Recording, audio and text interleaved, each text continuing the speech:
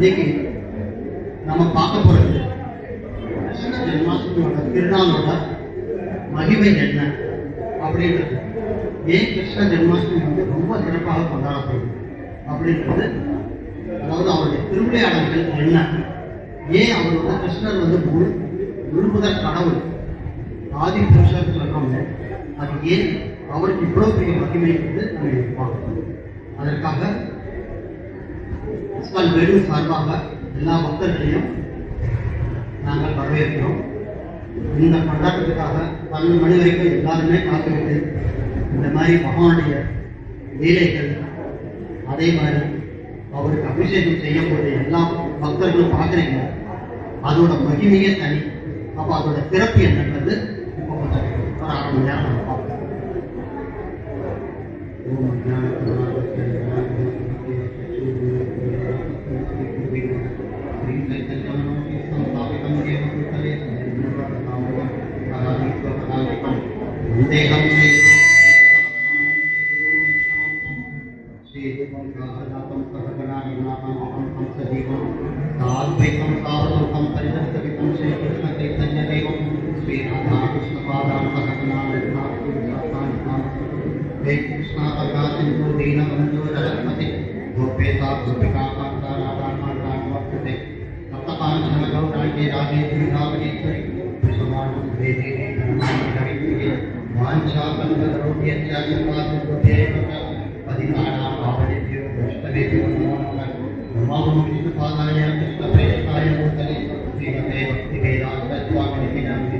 नमस्ते पार्वती देवी गौरवाणी प्रकारिणी निर्विशेषा चौधवाणी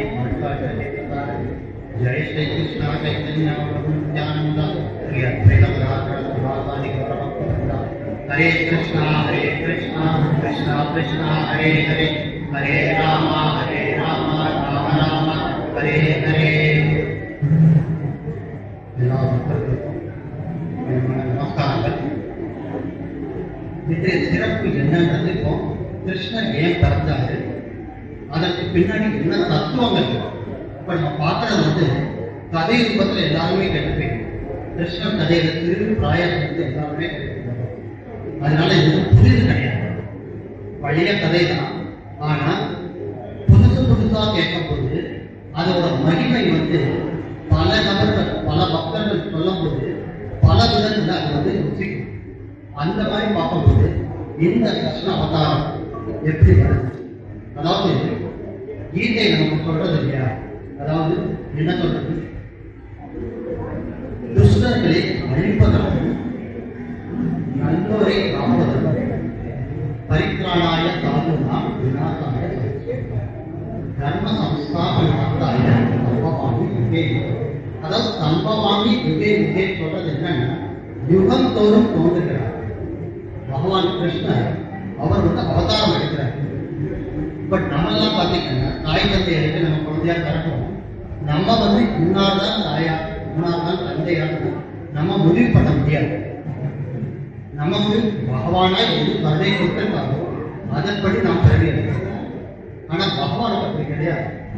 பகவானுக்கு இன்னார்தான் தாயா இன்னார்தான் தந்தையா அவரே முடிவு பண்ணணும்.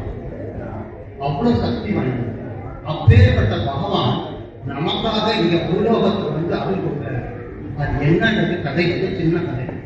அதாவது எப்படி பிரபஞ்சம் முழுவதும் எல்லா நாட்டிலையும் பார்த்தீங்கன்னா அசுரத்தனம் ஜாஸ்தியா இருக்கு. அதனால என்ன ஆகுதுன்னா நாடு வந்து சுபிச்சம் இழந்துகிட்டே இருக்கு. அப்போ அசுரத்தன்மை ஜாஸ்தி ஆகும் போது நல்லோர்கள் நலிவார்கள். அப்போ அவங்க நசுக்கப்படும் போது பகவானுக்கு நல்லோர்கள் பக்தர்கள் தான் ரொம்ப பெரிய. அப்படி இருக்கும்போது அவங்களை அழிக்கிறதுக்கு பகவான் ஒரு காலமும் தரமாட்டார், வாய்ப்பே தரமாட்டார். அப்போ அவங்களை பாதுகாப்பதற்காகவும், அதே மாதிரி யாரு துஷ்டர்களை அழிப்பது, அதாவது அசுரர்கள், அசுர தன்மை சொல்றவங்களுக்கு அவங்க ஒழிக்கிறதுக்கும் தர்மத்தை நிலைநாட்டுவதற்கும் நான் யுகம் தோறும் தோன்றுகிறேன் அப்படின்னு. அப்போ நம்ம நினைக்கலாம், இதுல இருந்து 5000 வருடங்களுக்கு முன்னாடி பகவான் தோன்றினார் பார்க்கணும்.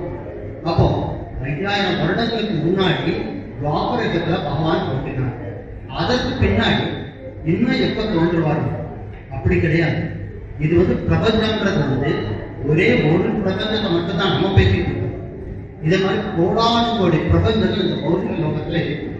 அப்போ பகவான் உப்பமும் ஏதாவது ஒரு பிரபஞ்சத்துல அவர் அவதாரம் பண்ணிட்டே தான் இருக்கார். தன்னுடைய திருவிளையாடல்களை நிகழ்த்தி கொண்டே தான் இருக்கார். அதனால நம்ம நல்லவங்களுக்கு அழிச்சுக்கிட்டே இருக்காங்க, ரொம்ப துன்பப்படுறோம் அப்படின்றது. அந்த மாதிரி சமயத்தில் என்ன ஆச்சுன்னா, அசுரத்தன்மை ஜாஸ்தியாக பிரம்மா எல்லாரும் வேண்டாங்க. தேவர்கள் அதாவது மக்களுக்கு ஒரு நல்ல வாழ்க்கை அமையும், சமூகமானது சுபிட்சமா இருக்கும். அப்ப அந்த மாதிரி இல்லாத சமயத்துல எல்லாரும் என்ன பண்ணுவாங்க, நமக்கு இந்த கஷ்டம் வருதேன்னு சொல்லிட்டு நமக்கு மேல இருக்க தேவர்களை நம்ம வணங்குவோம். அப்ப அந்த தேவர்கள் எல்லாருமே சேர்ந்து பிரம்மாண்ட போய் வென்றாங்க. ஏன் இந்த நாடு அதாவது இந்த உலகம் பிரபஞ்சம் இவ்வளவு அசுரத்தன்மை ஜாஸ்தியாயிட்டே போகுது? இதற்கு ஒரு வழி தேவை அப்படின்னு சொன்னதுக்கு அப்புறம் இதுக்கு பிரம்மா என்ன பண்றாங்கன்னா, என்ன அவர் எல்லா தேவர்களோட சேர்த்து அவரை காட்டிலும் உயர்ந்த தன்மை இருக்கக்கூடிய பகவான் நாராயணன் வைகுண்ட லோகத்துக்கு பிராப்தம் அங்க போய் வேண்டாங்க. அதாவது எப்படி அங்க போய் வேண்ட முடியும்னா, நினைச்ச மாத்திரத்துல பிரம்மா எல்லாத்துக்கும் தெரியும். பிரம்மாவும் மற்ற தேவர்களும் பிரம்மலோகத்துல இருந்து நேர போய் வைகுண்ட லோகத்துல போய் பிரார்த்தனை பண்ணணும்னா சாமானியமா பண்ண முடியாது. ஏன்னா பரம்பொருள் நாராயணன், அவரை நினைச்ச மாத்திரத்தை போக முடியாது. அந்த இடத்துக்கு போகணும்னாலே நமக்கு அந்த தகுதி இருக்கும். அந்த தகுதியை வளர்த்துக்கிட்டால்தான் நம்ம அந்த மாதிரி இடத்துக்கு போகணும். ஆனா பிரம்மா மிக உயர்ந்த தத்துவம் கிடைக்க முடியும். அப்ப அவரே நேரா போய் பார்க்க முடியாத நிலையில இருக்காரு. அப்ப என்ன பண்றாங்கன்னா, பிரம்மாவும் அவருடைய சேர்ந்திருந்த தேவர்கள் எல்லாருமே சேர்ந்து, அதாவது பார்க்கடலுக்கு இந்த பக்கம் பார்க்கடலை யாருப்பா ஸ்ரீரோதகசாயி விஷ்ணு சொல்லிட்டு பகவான் பார்க்கடல சயனிப்பார். அப்போ அங்க போய் இவங்க எல்லாம் வேண்டாம், எங்க பார்க்கடலுக்கு இந்த பக்கம் அதாவது கரையில நின்று. அப்போ இதுக்கு புருஷ சுத்தம் சொல்லிட்டு அந்த தேவர்கள் பாடுகிற பாட்டு புருஷ சுத்தம் சொல்லுவாங்க. அதாவது தேவர்கள் எப்பொழுதுமே நன்மை செய்யக்கூடியவர்கள். அப்போ அவங்களோட வேண்டுதல் என்னன்னா, நாங்கெல்லாம் ரொம்ப வருத்தப்பட வேண்டிய நிலைமைக்கு வந்துட்டோம், எங்களை ரொம்ப சீதி பார்க்குறாங்க, நாங்கள் வருத்தத்தில் இருக்கிறாங்க, எங்களுக்கு ஒரு வழிகாட்டுதான் சொல்லிட்டு எல்லாத்துக்கும். அப்போ யார் வந்தது? பூமி மாதா. பூமி மாதாதான் முதல்ல பிரம்மாண்டமே வேண்டாங்க. பூமி மாதா எப்படி போறாங்கன்னா, ஒரு பசு ரூபத்தில், அதாவது பசுமான ரூபத்துல நேர போய் பிரம்மாண்டம் வேண்டாங்க. அப்போ பூமி தாயே பொறுக்க முடியாத நிலையில இருக்காங்கன்னா, அப்போ பூமி எவ்வளவு கஷ்டப்பட்டு. ஆனா நாட்டு நிலைமையும் அப்படிதான் இருக்கு. இப்போ நான் சொல்றது எந்த காலத்துல, அதாவது பகவான் கிருஷ்ணன் அவதாரம் எடுக்கணும்ன்ற சமயத்துல இது நடந்தது. ஆனா இப்ப நிலைமை பார்த்தாலும் நல்லோர்கள் நலிந்து கொண்டே தான் இருக்கிறாங்க. அவங்க அழிச்சுக்கிட்டே தான் இருக்காங்க. தீயவர்கள் நல்ல வாழ்க்கையை வாழ்ந்துட்டு இருக்காங்க. நம்ம சாதாரணமா நினைக்கலாம், நான் எவ்வளவு கஷ்டப்படாது, நான் நல்லா தான் பண்ணிட்டு இருக்கேன், தர்மப்படி தான் வாழ்ந்துட்டு இருக்கேன், ஆனா எனக்கு மட்டும் ஏன் கஷ்டம் வரும்? அப்படி பல பேருக்கு இந்த கேள்விகள் வரும். ஆனா நம்ம எப்பவும் தர்மத்தை தவறவே காப்பலாம். ஏன்னா நமக்கு இந்த வாழ்க்கைன்றது இந்த வாழ்க்கை மட்டும் கிடையாது, இதற்கு பின்னாடி எத்தனையோ பிறவிகள். ஆனா அதற்கான கணக்கு பகவான் எழுதிக்கிட்டே இருக்காங்க. அப்படி இருக்கும்போது இந்த பூமி தாய் வேண்டுதல் இணங்க பிரம்மா வேண்டுகிறார். பிரம்மா வேண்டுகிறது அந்த ஸ்ரீரோகர சாய் விஷ்ணு பார்க்கடலை கையெழுத்த விஷ்ணு அவர் பிரம்மாவுக்கு செவி வழியாக, அதாவது எப்படி அவர் கொடுக்கிறாருன்னா, பிரம்மா எல்லாரும் உயர்ந்த தேவதை, அவருக்கே அவரோட காட்சி கிடைக்கல. அதுக்கப்புறம் என்ன பண்றாருன்னா, அவர் நேரம் போய் தபத்தை ஏற்கிறார். தபஸ் இருக்கிறார். தபஸ் இருக்கும்போது என்ன ஆகுதுன்னா, தபஸ் இருக்க அங்கிருந்து பகவான் விஷ்ணு அவருக்கு செவி வழியாக ஞானத்தை கொடுக்கிறார், அறிவை கொடுக்கிறார். நீ கவலைப்படாதே, இதற்கு சரியான நேரம் வரும், அப்பொழுது எது வம்சத்தில் நான் அவதரிப்பேன் அப்படின்னு அவர் வந்த உடனே அவரோட செய்தியை மற்ற தேவர்களுக்கும் பூமி தாய்க்கும் சொன்னதுக்கு அப்புறம் தன்னுடைய தாமமான பிரம்மலோகத்துக்கு போய் சேர்றான். பிரம்மா அப்போ இந்த தேவர்களுக்கு எல்லாமே திருப்தியா ஓகே, இது எல்லாத்தையுமே அழிக்கக்கூடிய சக்தியுடைய பரம்பொருளை கீழே இறங்கி வந்து எல்லாத்தையுமே பாதுகாக்கும் அப்படின்ற ஒரு நம்பிக்கை வந்த உடனே பூமி தாயி அதுக்கப்புறம் எல்லா தேவர்களும் அவங்க இடத்துக்கு போயிருக்காங்க. அதுக்கப்புறம் தான் என்ன பகவான் எப்படி பிறக்கிறார், அதாவது இது எப்படி இருக்கு, எது வம்சன்றது வந்து எது வம்சம், விஷ்ணு வம்சம், இந்த இதெல்லாம் பார்த்தீங்கன்னா அந்த காலத்துல தேவர்கள் வந்து கீழே இறங்கி வந்து பக்தர்களாக இருந்தது. அதாவது துவாரகைன்னு கேள்விப்பட்டோம், விருந்தாவனம், துவாரகை இதெல்லாம் ஆட்சி புரிஞ்சது வந்து என்னன்னா எது வம்சம், அதாவது மதுரான்ற இடத்துல தான் என்னன்னா ராஜ்யம் நடந்தது. எது வம்சத்தோட ராஜ்யத்தோட தலைநகர் மதுரா. அப்போ மதுரைன்னா என்ன, வடமதுரை. இப்ப இந்த இடத்துல வந்து தமிழ்நாட்டில் இருக்கிறது தென் மதுரை. அப்ப அந்த மதுரான்ற இடத்துல வந்து ராஜ்யம் பண்ணார். அதாவது சூரசேனர் ஒரு ராஜா, மிகப்பெரிய ராஜா. அந்த சூரசேனரோட மகன் வந்து வசுதேவர்னு பெயர். வசுதேவரும் நல்ல ராஜா. அப்போ இவங்களுக்கு வந்து அந்த வசுதேவருக்கு வந்து கல்யாணம் பண்ண வேண்டிய அந்த இளவரசன் அவர் கல்யாணம் பண்ண வேண்டிய தருணம் வந்து அப்போ என்ன பண்ணாங்கன்னா அவங்க குடும்பத்துக்குள்ளேயே தானே கல்யாணம் பண்ணிக்குவாங்க. அப்படி பார்க்கும்போது அதாவது உக்ரசேனரோட பையன் வந்து யாரு, கம்சன். ஆனா தேவகின்ற ஒரு பெண் இளவரசி.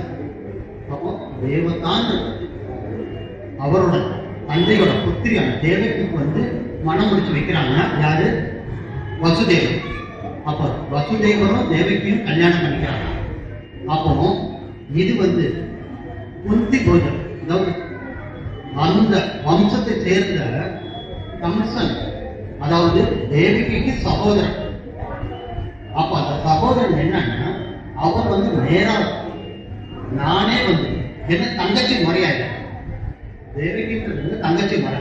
அப்போ என்னதான் வரிசை, அதாவது இது கொடுத்தாலும் தேர் ஓட்டுறதுக்கு நானே போய் அந்த ராஜ்யத்துக்கு அழைத்து கொண்டு போகிறேன் அப்படின்னு சொல்லிட்டு கம்சன் வந்து தேரோட்டியா வந்து உட்கார்றாரு. அப்போ தேரோட்டியா உட்காரம் போனா அவர் தேரை எடுக்க ஆரம்பிக்கிறாரு. ரொம்ப சந்தோஷமான மனநிலை இருந்தார். ஏன்னா தன்னோட தங்கச்சியோட ஹஸ்பண்ட். அப்ப அந்த ஒரு மனநிலை ரொம்ப சந்தோஷம். அப்போ அந்த வம்சத்தில் இருக்கவங்க ரொம்ப சந்தோஷமா இருக்காங்க. மேல இருந்து அசரீரி, அசரீரியோட சத்தம் என்ன வருதுன்னா, ஏ முட்டாளே, நீ என்ன காரியம் செய்து கொண்டிருக்கிறார், நீ இந்த தேவகியை புத்திரனால் கொல்லப்படுவார் அப்படின்ற ஒரு சத்தம் வருது. இதை கேட்ட உடனே அப்படிப்பட்ட ஒரு அதிர்ச்சி, அதாவது தன்னோட தங்கச்சியோட பையன் வந்து என்ன பண்ணுவாரா, அவனே ஒரு அசுரன். அதாவது உக்ரசேனனோட பையன் வந்து கம்சன். ஆனா ராஜ்யம் நல்ல பரிமாணம் பண்ணிட்டு இருக்கான். ஆனா இருந்தாலும் எண்ணங்கள் வந்து அசுரத்தனமான எண்ணம். அதனால என்ன பண்ணும், இப்படி இருக்க தேவகி வந்து அவனோட புத்தன் நீங்க சொல்ல போறாங்க, இப்பவே இந்த சனமே நான் ஒண்ணு பண்றேன், தன்னுடைய வாழ உருவம் கத்திய உரிமை இப்பவே வந்து அவளோட தலையை செய்வேன். அதுக்கப்புறம் வசுதேவர் சொல்றாரு, என்ன காரியம் செய்ய, இந்த மாதிரி தவறை செய்யலாமா, நீ எப்பேற்பட்ட ராஜா, உன்னுடைய மக்கள்லாம் எவ்வளவு உயர்ந்த ஸ்தானத்தில் வச்சிருக்காங்க, நீ இந்த மாதிரி தப்பு, அதுவும் கல்யாணம் முடிச்சு வர்றோம் அந்த சமயத்தோட சொந்த தங்கச்சி நீ வந்து கொல்ல பார்க்கிறாய், இது வந்து மிகப்பெரிய தவறாச்சு, தர்மம் இதையா சொல்லுது, அதே ஒரு பெண்ணை வந்து இதை வந்து கொல்லலாமா அப்படின்னு. அதுக்கப்புறம் வந்து ஒரு கணம் வந்து யோசிக்கிறேன், இந்த மாதிரி இவர் சொல்றதுலே கொஞ்சம் நியாயம் இருக்கு, ஆனா இதுக்கு என்ன பதில். அப்போ அவரோட பையன் வந்து என்னை கொல்ல போறான்னு சொல்லும்போது நான் அதுக்கு என்ன பண்ணணும் அப்படின்னு கேட்கும் போதுன்னா அவர் என்ன சொல்றாரு, சமாதானம் சொல்றாரு. அதாவது நான் சொல்றேன், வசதியில சொல்றது என்னது, 8வது குழந்தை இங்கே வந்து கொள்ளும். சரி, 8வது குழந்தை தானே இங்கே கொள்ள போகும். அப்ப அது வரைக்கும் இருக்க குழந்தைகளை வந்து நான் வந்து உங்கள்கிட்ட ஒப்படைச்சிருக்கேன், அந்த இதுக்கு வந்து சம்மதம் பண்ணிக்கிறேன். ஆனா 1வது குழந்தை 8வது குழந்தைன்னு கம்சனுக்கு இருக்க தெரியும், அது ஒரு சந்தேகம் இல்லையா. அப்போ அதனால வந்து ரெண்டு பேரையும் வந்து சிறைச்சாலையை கொண்டு போய் அடைச்சிடுறாரு. யாரு? வசுதேவரையும் தேவகியும் சிறைச்சாலை கொண்டு போய் அப்பதான் கல்யாணம் முடிச்சு ஜசோட வர்றாங்க. வந்த புதுசுலேயே நேர போய் சிறைச்சாலை கொண்டு அடைச்சிடுறாங்க. அப்போ ஒவ்வொரு வருடமும் அவருக்கு பிறக்கக்கூடிய குழந்தை இருக்குங்களா, அதை வந்து கம்சனுக்கு ஒப்படைக்கணும். இதுதான் பொறுப்பு. இது வந்து அக்ரிமெண்ட். இதன்படி நீங்க பண்றீங்கன்னா நான் வந்து ஒத்துக்கிறேன் அப்படின்னு தேடி சொல்லிட்டு வசுதேவரும் வேற வழி இல்லாம ஒத்துக்கிறாரு.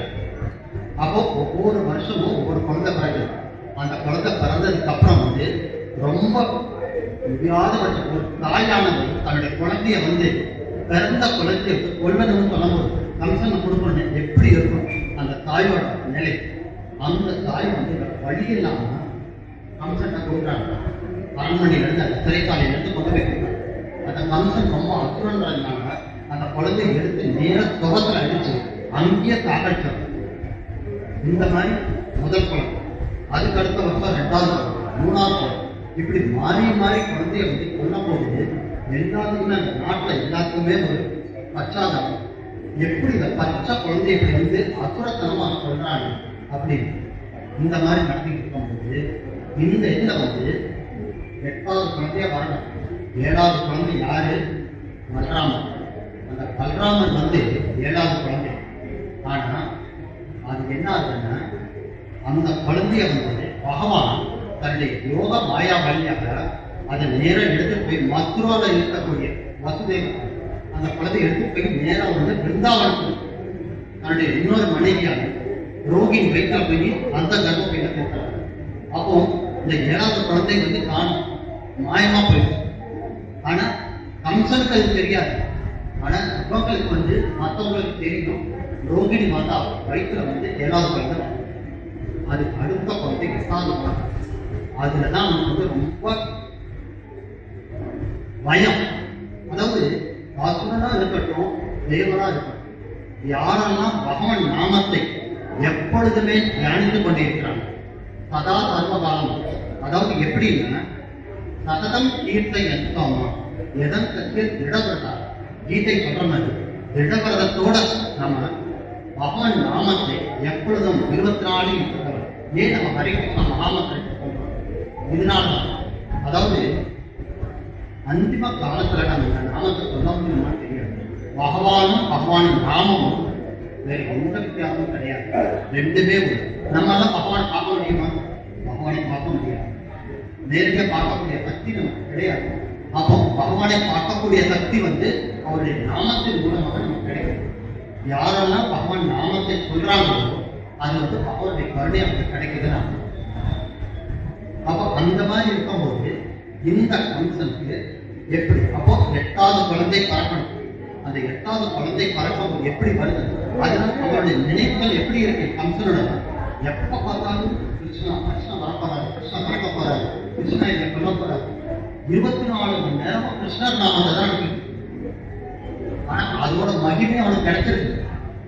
ஏன்னா தீயவனா இருந்தாலும் சரி நல்லவனா இருந்தாலும் சரி பகவான் நாமத்தை சொன்னாலே போதும் அவருக்கு பகவத கடாட்சம் கிடைக்கணும். அந்த மாதிரி பகவான் கருணை வைக்கிறார். அதனால அவர் சொன்ன போக்குல பாத்தீங்கன்னா அது 8வது குழந்தை பறக்கக்கூடிய நேரம் வந்துருக்கு. அவனுக்கு ரொம்ப டென்ஷன் ஆயிட்டே இருக்கும், ஜாஸ்தி ஆயிட்டே. அது 8வது குழந்தை பறக்கும் போது பகவான் அந்த தேவகிக்கும் வசுதேவருக்கும் அவனுக்கு எப்படின்னா இந்த குழந்தை வந்து சதுர்புஜத்துல பறக்கும். 4 கரைகள். எங்கேயாவது குழந்தைகள் வந்து 4 கரைகளை பறக்கிற பாக்குறோமா? இல்லை, 2 கையோட தான் பறக்கிறாங்க. ஆனா இந்த இடத்துல வந்து பகவான் அவங்களுக்கு காட்சி கொடுத்து எப்படி சதுர்புஜத்துல நாராயண ரூபத்துல காட்சி கொடுத்து நான் உங்களுக்கு குழந்தையா பறக்க போறேன் அப்படி சொன்ன உடனே அவங்களுக்கு ரொம்ப திருப்தி. ஆனா இன்னொரு சமயத்துல பயமும் இருக்கு. என்னதான் இருந்தாலும் ஒரு தாய்மை எங்க இந்த குழந்தைய சாகடிச்சுவாங்களும் அப்படி ஒரு பயம் இருந்தாலும் பகவான் இல்லையா, அதனால பயம்ன்றது அந்த ஒரு சன நேரத்துல தெரிஞ்ச உடனே அந்த பகவான் வந்து எப்படி. ஆனா ஒரு சந்தேகம் கேட்கிறாங்க தேவகி, நீங்க வந்து 4 கைகளோட எங்களுக்கு காட்சி கொடுத்தீங்கன்னா குழந்தை இந்த 4 கையோட பிறந்தாங்கன்னா எல்லாரும் பார்த்து பயந்துருவாங்க. நீங்க சாதாரண 2 கை வச்சுக்கிட்டு சாதாரண குழந்தைங்க சரி சொல்லிட்டு அது ஒத்துக்கிறாரு. ஒத்துக்கிட்டதுக்கு அப்புறம் அந்த குழந்தை பிறக்குது. எத்தனை மணிக்கு? இரவு, முழு இரவு. எங்க? சிறைச்சாலைக்குள்ள. இப்பவும் மதுரை போனீங்கன்னா, மதுரையில போனீங்கன்னா அந்த சிறைச்சாலை மலைதான், அதுக்குள்ளதான் கிருஷ்ண பகவான் வந்திருக்காரு. அப்போ அந்த பகவான் பிறந்த உடனே அவருக்கு செய்தி போயிடும் இல்லையா? சிறைச்சாலையில் இருக்கக்கூடிய உடனே கம்சன் சொல்லிடுவாங்க. அப்போ என்ன பண்ணாங்கன்னா, கிருஷ்ணர் யோக சக்தியின் வாயிலாக அந்த எல்லாவற்றையும் தூங்க வச்சுட்டார். தூங்க வச்சுட்டு வசுதேவர்கிட்ட கட்டளை சொல்றாரு, நீ நேர என்னை தூக்கிட்டு போய், அதாவது யமுனா நதியை கடந்து பிருந்தாவனத்தில் இருக்க நந்த மகாராஜ மாளிகைக்கு போய் அவர்கிட்ட ஒப்படைச்சார். அப்போ அந்த இரவோடு இரவா மழையோ கொட்டு கொட்டுது, காற்று வீசுது, சூறாவளி மாதிரி காற்று, மழையும் பெரிய மழை பெய்யுது. அப்போ யமுனை நதியில நீரோட்டம் அதிகமாயிட்டே. அப்ப அந்த நீரை கடந்து போகணுன்றது ரொம்ப கடினமானது. அப்பவும் அந்த 12 மணி சமயத்துல அவர் கூடை வச்சுக்கிட்டு சிறைச்சாலை தானா திறக்குது, எல்லாருமே மயக்கம் போட்டு அப்படியே விழுந்துடுறாங்க. அவர் கூடை வச்சுக்கிட்டு அந்த குழந்தைய தூக்கிட்டு அப்படியே போறாரு கிருஷ்ணன். அந்த கூடையை தூக்கிட்டு போகும்போது அந்த மழை தண்ணி விழுந்துடக்கூடாது இல்லையா? அப்போ அவருக்கே தெரியாம அனந்த சேஷன் நாகம் இருக்கு இல்லையா, பலராமன் அனந்த சேஷன் ரூபத்துல அவர் குடம் மாறி, பகவான் குடம் மாறி வச்சுட்டு தாங்கிட்டு வர்றார். அவர் நடந்து போயிட்டே இருக்காரு. தண்ணி அவரை முன்கவே விடல, அவர் அப்படியே கடந்து போறார். இரவோடு இரவா எங்க போறாரு? பிருந்தாவனம் கோகுலத்துல போய் அங்க நந்த மகாராஜா சொல்லி அவர் அதே சமயத்துல அங்கேயும் ஒரு குழந்தை பிறகு. அப்ப அந்த குழந்தைய இங்க கொண்டு ஆனா அவருக்கு பிறந்தது பெண் குழந்தை. நந்த மகாராஜா பிறந்தது பெண் குழந்தை. அது நேரம் அதே வசுதேவர் அந்த பெண் குழந்தையை தூக்கிட்டு சிறைச்சாலைக்கு கொண்டு வந்தாரு. அவர் கிருஷ்ணர் எங்க இருக்காரு? கோகுலத்துல. கோகுலத்துல அங்க பாதுகாப்பா இருக்காரு. அப்போ கிருஷ்ணர் கடந்துட்டாரு, ஆனா அவர் முழு பாதுகாப்புல இருக்காரு. இந்த இடத்துல இருந்து சிறைச்சாலைக்கு வந்தது யாரு? பெண் குழந்தை. அந்த பெண் குழந்தை வந்த உடனே கதவு தானா மூடுது, எல்லாருமே எந்திரிச்சாங்க, எல்லாருக்கும் தெரியுது குழந்தை பிறந்திருக்கு. உடனே செய்தியை கொண்டு போய் கம்சன் போய் சொல்றாங்க. சொன்ன உடனே அவனுக்கோ ஒரே பயம். ஒரு புறத்துல பயம், இன்னொரு சமயத்துல கோபம். எப்படியா இந்த குழந்தைய சாகடிக்கணும். அப்ப இந்த குழந்தைய தூக்கிட்டு வாங்க தெரிஞ்சுக்கிட்டு கவலாதிகள் எல்லாம் தூக்கிட்டு வர்றாங்க. ஆனா பார்த்தா பெண் குழந்தை. அவருக்கும் ரொம்ப ஆச்சரியம். பெண் குழந்தைய நீ சாகடிக்க போகுது, சரி ஏதாவது இருக்கட்டும் அப்படின்னு சொல்லிட்டு அந்த பெண் குழந்தைய எடுத்து தூக்கி போடுறதுக்காக போராடு. அது அப்படியே என்ன ஆகுது? யோக மாயாவராக, அதாவது துர்கா மாதாவாக, அம்மனாக அப்படியே ஆகாசத்துக்கு போறாரு. அங்கிருந்து அவர் சொல்றாங்க, அவரை கொல்ல முடியுமா? அம்மனான்னு துர்கா மாதாவை கொல்ல முடியுமா கம்சனால? அவர் மேல இருந்து நேய் முத்தாலே உன்னை முடியக்கூடிய கிருஷ்ணன் ஆல்ரெடி, அதாவது பிறந்து விட்டா, நீ அவரை ஒன்றும் பண்ண முடியாது. நீ என்ன பண்ண முடியுமோ கண்டுபிடிச்சு அவரை சாகடிக்க அப்படின்னு சொன்ன உடனே அவருக்கு அப்பதான் இன்னும் ஜாஸ்தி பயமாகும். நான் எதிர்பார்த்ததை விட அதிகமாயிடும். எங்க இருக்காங்க கிருஷ்ணர், எங்க இருக்க, எப்படி கொள்றது அப்படின்னு சொல்லிட்டு அவர் அசுரன்றதுனால அந்த தேசத்துல இருக்க ரொம்ப பேர் அசுர குலத்துல இருக்காங்க. அப்ப அந்த அசுர குலத்துல இருக்கவங்க எல்லாருமே என்ன ஆகுது? கம்சனுக்கு தூது வர வேலையாக்கணும். அப்ப அவர் என்ன சொல்றாங்க? ஒவ்வொன்னா அசுரன். அது கிருஷ்ண லீலைகள். இப்போ கிருஷ்ண கதைகள் படிச்சீங்கன்னா எல்லாருக்கும் தெரியும். கிருஷ்ண கதைகள்ல ஒவ்வொரு அசுரன், அதாவது பூத்தனாவல்லா, சக்கடாசுரன் ஒரு அசுரன், அதே மாதிரி லபாசுரன், அதுக்கப்புறம் திருநாவசன், இந்த மாதிரி பக்காசுரன், பக்காசுரன், இந்த மாதிரி எல்லா அசுரங்கள் ஒவ்வொரு சமயத்தும் அவர் எப்படியாவது கொல்ல வைக்கணும். ஆனா யாராலும் கொல்ல முடியும். யாராவது கொல்ல முடிஞ்சா அந்த குழந்தை பிராயத்திலேயே அந்த பூத்தனா கதை எல்லாருக்குமே தெரியும். அந்த சின்ன குழந்தையா இருக்க பூத்தனை 3 மாதம் குழந்தை. ஆனா அந்த அறைக்கு பிருந்தாவனத்தை வரும்போது எப்படி வர்றாங்க? ரொம்ப அழகிய முகத்தை, ரொம்ப அழகான பெண்ணா. அந்த குழந்தைக்கு பால் கொடுக்கணும்.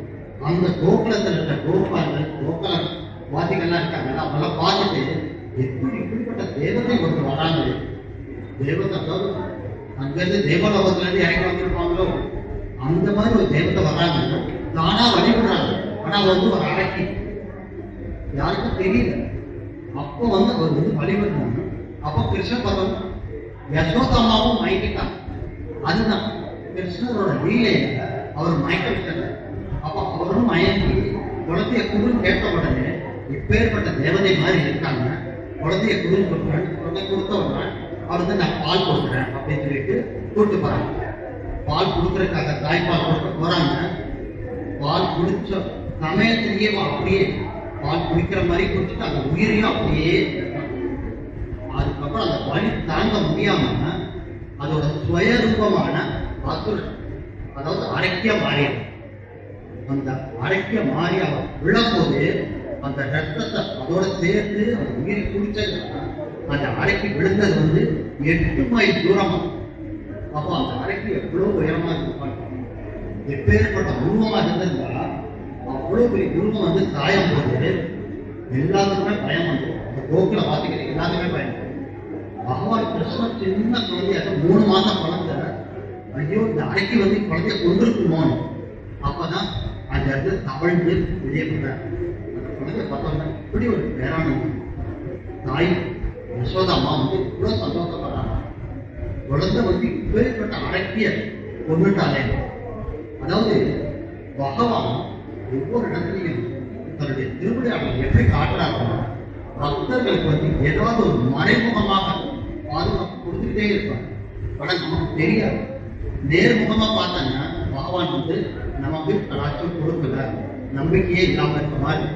ஆனா பக்தர்களை எப்பவுமே துன்புறுத்தவே மாட்டாங்க. ஏன்னா மகா பக்தர் ஆராதிக்கிறார். அதாவது பக்தர்களுக்காக நான் சேவை செய்யணும் தான் பகவான் ஆசைப்படுறாரு ஒழிய பகவான் நேரடியா யாருக்குமே. அப்ப இதுல இருந்து பகவான் கிருஷ்ணன் எதுக்காக பிறக்கிறாருன்னு எல்லாருக்குமே தெரியும். அதாவது கயவர்கள் தீயவர்களை அழிக்கணும். அவர் வந்து இந்த கிருஷ்ண கதைகளை கேட்டாலே தெரியும். ஒவ்வொரு அசுரனையும் அந்த அதாவது கிருஷ்ணரோட வாழ்க்கை வந்து பார்த்தீங்கன்னா 16 வருஷம் தான். அந்த 14 வருஷம்னா எப்படின்னா கணக்கு குழந்தை பிறந்ததுல இருந்து 5 வரைக்கும் வந்து அதாவது குமார பருவம் சொல்லுவாங்க. அந்த குமார பருவத்திலிருந்து பௌகண்டா பருவம் 6வது வயசுல இருந்து 10வது வயசு வரைக்கும். அதுக்கப்புறம் 11வது வயசுல இருந்து 15வது வயசு வரைக்கும் கைத்தோர பருவம் சொல்லுவாங்க. அதுக்கப்புறம் வந்து 16ன்றது வந்து இன்னும் அவ்வளவுதான். அவர் 100 வயசு வாழ்ந்தாலும் சரி, 1000 வருடம் வாழ்ந்தாலும் அதை 16 வயதாக இருக்கக்கூடிய எப்பட பருவம். அதனாலதான் நம்ம பார்க்கலாம் கிருஷ்ணர் எங்கேயாவது நம்ம வயசானவரை பார்த்துக்கோங்க. எத்தனையோ ஆண்டுகள் வாழ்ந்திருப்பார். துவாரகையை எத்தனை வருஷம் ராஜ்யம் பண்ணார். ஆனா பகவான் எங்கேயாவது 16 வயசு இளம் வயது பாலகனாக பார்க்கணும். ஏன்னா எப்பட பருவத்தில் இருக்க அவர் எப்பவுமே வந்து ஏன்னா அவரோட உருவமும் எல்லாமே திவ்யமானது. அதாவது அவரோட நாமம் உருவம் லீலை எல்லாமே திவ்யமானது, பவித்திரமானது. அது வந்து அழியவே அழியாது. அப்படிப்பட்ட பகவான் அவருடைய ரூபத்தை எப்படி காட்டுறாரு. இந்த மாதிரி பகவத் லீலைகள் இப்பேற்பட்டது. அதுவும் நமக்கு மிக சிறப்பாக தெரிவித்தது என்னன்னா இந்த மாதிரி திருவிழா காலங்கள் நம்ம வந்து விசேஷ காலங்கள் பகவான் எப்படி கொண்டாடணும் அதுக்கு ஒரு விதிமுறைகள் கொடுத்துருக்காங்க. நம்ம எல்லாம் கூடி இருக்கோம், பகவான் நாமத்தை பாடுறோம், அதே மாதிரி ஹரே கிருஷ்ண மகாமந்திரத்தை கீர்த்தன் பண்றாங்க, நம்ம வந்து அபிஷேகம் பார்த்தோம், ஆராதனை பார்த்தோம், விக்கிரக தேவத்தை பார்த்தோம். இதெல்லாம் தான் பகவான் எதிர்பார்க்கிறார். ஒரு தூய பக்தன் வந்து வரை எதுவுமே எதிர்பார்க்க நீங்க செய்யக்கூடிய செயல்களை செய்து கொண்டே இருக்கு. ஆனா எப்பவுமே பகவானுக்காக செய்யும். அதாவது கர்மம்ன்றது வந்து எல்லாருமே செய்யணும். நல்லதும் நடக்கணும், கெட்டதும் செய்யணும். ஒரு செயலை செய்ய போது அது நல்லதும் இருக்கும், கெட்டதோடும் வரும். அதோட வினை பயன் எப்படி வரும் நமக்கு தெரியாது. ஆனா பகவானுக்காக அதை செய்யும். இப்போ வந்து எல்லாருமே குழுமி இருக்கும். பகவானுக்காக எத்தனை பேர் வந்து மாலை கொடுத்து கொண்டு வந்தாங்க, எத்தனை பேர் வந்து அபிஷேகம் பண்றாங்க, எத்தனை பேர் வந்து நைவேத்தியம் பண்ணி கொண்டு வந்திருக்காங்க. இதெல்லாம் எல்லாமே திவ்யமான செயல். ஏன்னா பகவான் என்ன சொல்றாரு, எனக்காக பத்திரம் புஷ்பம் பலம் கோயில் யோமே பக்தியா பிரயச்ச அதெல்லாம் பக்தி அஸ்னானி பிரயத்தாகும். அதாவது குறைந்தபட்சம் ஒரு பூவோ பழமோ இலையோ இல்ல ஒண்ணுமே இல்லை, ஒரு டம்ளர்ல தண்ணி பகவானுக்காக அதை அர்ப்பணம் பண்ணணும். எந்த மாதிரி அர்ப்பணம் பண்ணணும்? மன பரிசுத்தமாக, அதான் ஆத்மார்த்தமாக, அதே சமயத்துல பக்தியோடு அந்த மாதிரி கொடுத்தாலே போது பகவான் இல்லை. அப்ப இந்த மாதிரி எல்லா பக்தர்களும் கூடி இருக்கீங்க, அப்ப எல்லாருமே மனதால நம்ம எல்லாருமே பண்ணோம். அப்ப இதோட பலன் நமக்கு கண்டிப்பா கிடைக்கும். ஏன்னா இது கோடான ஒரு ஜன்மங்கள் நம்ம பிறவி எடுப்பது துர்லபமான இந்த மனுஷ ஜன்மம் நம்ம கிடைச்சது. இந்த மனுஷ பிறவியானது சாதாரணமா எல்லாரும் கிடைக்கும். ஆனா நமக்கு அது மகிமை தெரியல. நம்ம மனுஷனை பிறந்துட்டோம்னு நினைக்கிறோம். உள்ளதுல உயர்ந்த ஜீவராசியான மனுஷ ஜீவன். இதுலதான் நம்ம பக்தியவே பண்ண முடியும். இதை விட நம்ம தாழ்ந்த ஜீவனான வேற ஏதாவது தாவரங்களோ இல்ல விலங்குகளோ இருக்கிற யாருக்காக பக்தி பண்ண முடியுமா? அப்ப அந்த பக்தின்ற ஒரு நிலை நம்ம மனுஷ ஜீவன் தான். அதுக்கு நம்ம எத்தனை ஜென்மங்கள் புண்ணியம் பண்ணியிருந்ததுனால இந்த மாதிரி மனுஷனை தான். அப்ப இந்த ஜென்மத்திலையும் அதை நம்ம உணராம போயிட்டோம்னா நம்ம திரும்ப திரும்ப தவறுகளை செய்துக்கிட்டே இருப்பாங்க. நமக்கு அடுத்த பிறகு எப்படி இருக்கும்? அதாவது எப்படின்னா, நம்ம ஒரு கால் எடுத்து வைக்கிறோம், நடக்கும் போது எப்படி இருக்கணும்? ஒரு கால் எடுத்து இன்னொரு கால் வைக்கும் போது அந்த கால் நல்லா பதிஞ்சதுக்கு அப்புறம் தான் இன்னொரு கால் தூக்கணும். அது பதியவே இல்லைன்னா இன்னொரு கால் தூக்க முடியாது. அந்த மாதிரி தான் நம்ம பதிஞ்சு கன்ஃபார்ம் ஆயிருக்கும். அந்த கால் நல்லா பதிஞ்சிருச்சு சொன்ன உடனே நடக்கும். அதே மாதிரி தான் நம்ம பிறகு எப்படி எடுக்குதுன்னா, ஒவ்வொரு பிறவியும் நம்ம உடலானது திரும்ப திரும்ப மாறிக்கொண்டே இருக்கு. தேவி நோக்கி யதா தேகே கௌமாரம் எப்படம் பெறாம் ததா தேகாந்த பிராப்தி வீரத்தை அமைக்கும். அதாவது உடல் மாற்றம் ஏற்பட்டு கொண்டே இருக்கு. ஆனா ஆத்மா நிரந்தரமானது, எப்பவுமே அழியாதது. அப்போ அந்த ஆத்மா நம்ம செய்யக்கூடிய மனித ஜீவன் நல்ல செயல்களை செய்யும். நம்ம பகவத் பக்தியில இருந்தோம்னா நமக்கு என்ன ஆகும்? திரும்ப நல்ல பிராப்தம் கிடைக்கும். அப்போ அந்த மாதிரி நிலைக்கு வரணும்ன்றதுதான் இந்த மாதிரி கிருஷ்ண பக்தி இயக்கத்துக்கு வரது. இதுக்கு ஸ்ரீல பிரபுபாதோட கருணையினால நம்ம அதாவது நவவித பக்தின்னு சொல்லுவாங்க. பக்தியிலேயே 9 விதம் இருக்கு. இப்ப நம்ம எல்லாருமே பாத்தீங்கன்னா ஸ்ரவணம், கீர்த்தனம், விஷ்ணோக ஸ்மரணம். அப்போ நம்ம பேசுறோம், கிருஷ்ண கதைகளை பத்தி சொல்றோம். அதே மாதிரி நீங்க எல்லாரும் கேட்கறீங்க. அதே மாதிரி இதெல்லாம் கீர்த்தனம், ஸ்ரவணம், கீர்த்தனம், விஷ்ணோக ஸ்மரணம். அதாவது நம்ம கேட்கறோம். இதுக்கு ஒரு சிறந்த எடுத்துக்காட்டு எப்படி? ஒரு மாடு அது புல் மேய்ஞ்சிருக்கு. புல்லு மேயும் போது அதுக்கு எவ்வளவு தீனி கிடைக்குதோ சாப்பிட்டுட்டே இருக்கும். சாப்பிட்டு முடிஞ்சதுக்கு அப்புறம் பாத்தீங்கன்னா என்ன ஒரு இடத்துல ஆசுவாசப்பட்டு உட்கார்ந்துட்டு அந்த புல்ல ரசிச்சுக்கிட்டு சாப்பிட்டுட்டே அசை போட சொல்றோம் இல்லையா? அந்த மாதிரி நம்ம அந்த அசை போடுறதால கிருஷ்ண நாமத்தையோ கிருஷ்ணனோட திருவிளையாடலையோ இந்த மாதிரி அவரோட கதைகளையோ நம்ம கேட்டுக்கிட்டே இருக்கணும். எப்பவுமே இதே ஸ்மரணையில இருந்தோம்னா நமக்கு அந்த பக்தின்றது உயர்ந்த ஸ்தானம். என்ன இந்த யோகமானது பிரம்மாண்ட லோகம்.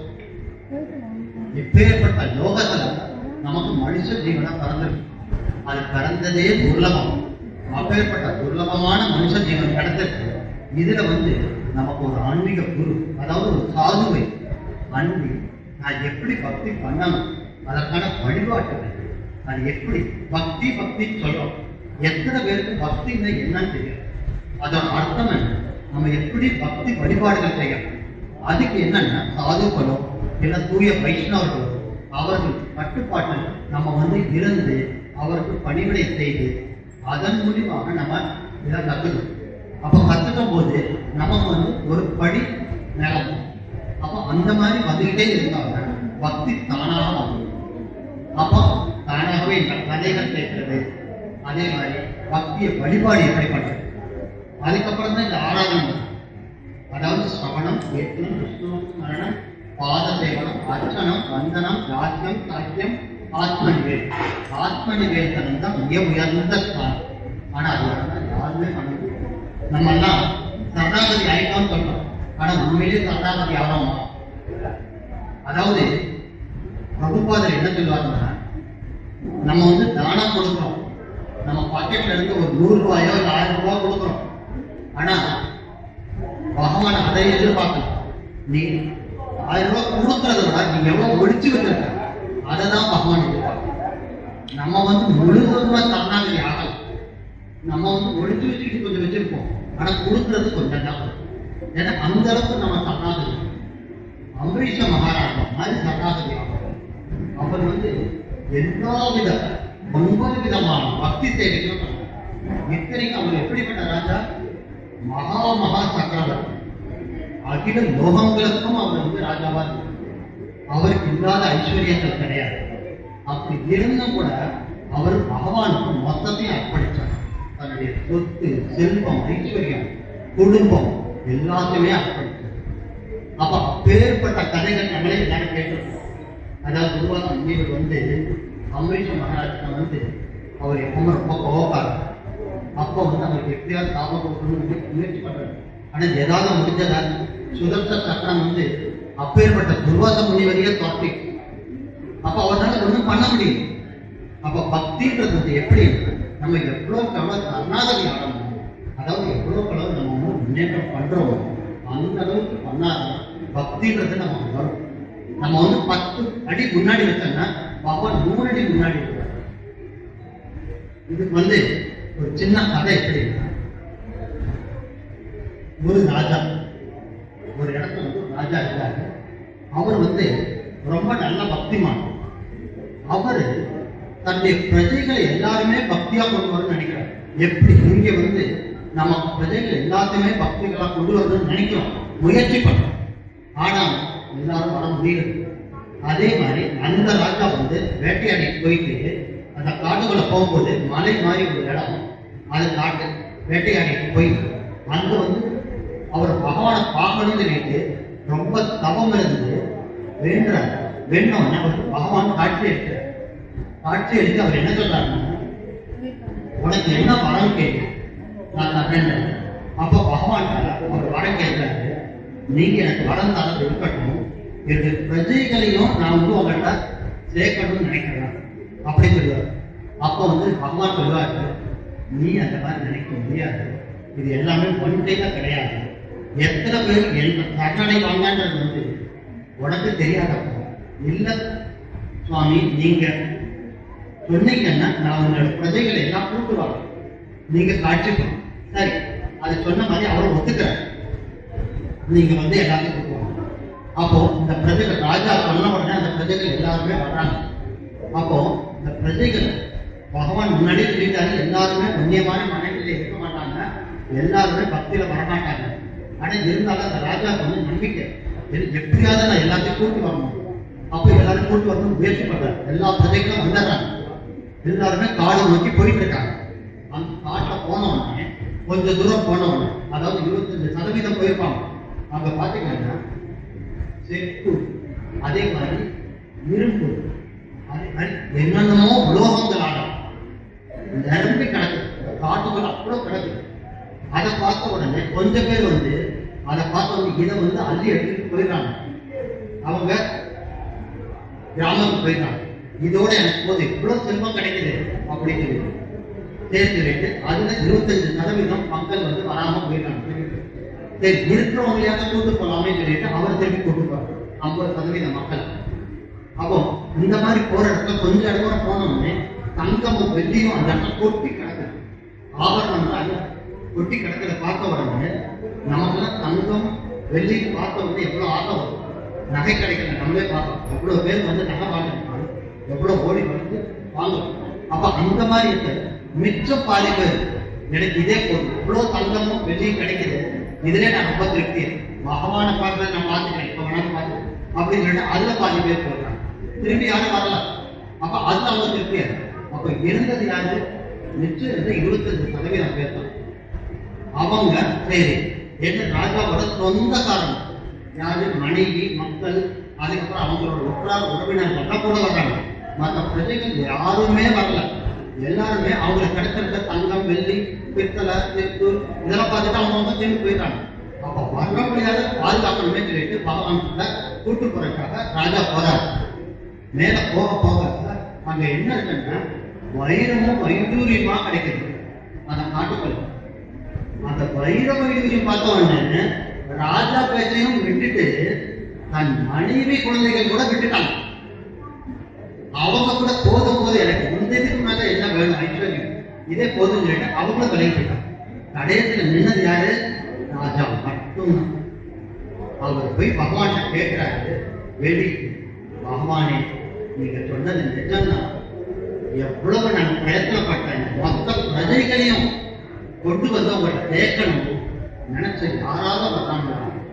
யாருமே இதுதான் பக்தி. யாருக்கு பகவானுடைய அனுகிரகம் இருக்கோ அவங்க தான் பக்தி கிடைக்கும், எல்லாருக்குமே கிடைக்காது. மனுஷியான சகஸ்ரே. அப்போ பகவத்கீதை சொல்றது என்னது? மனுஷியான சகஸ்ரே.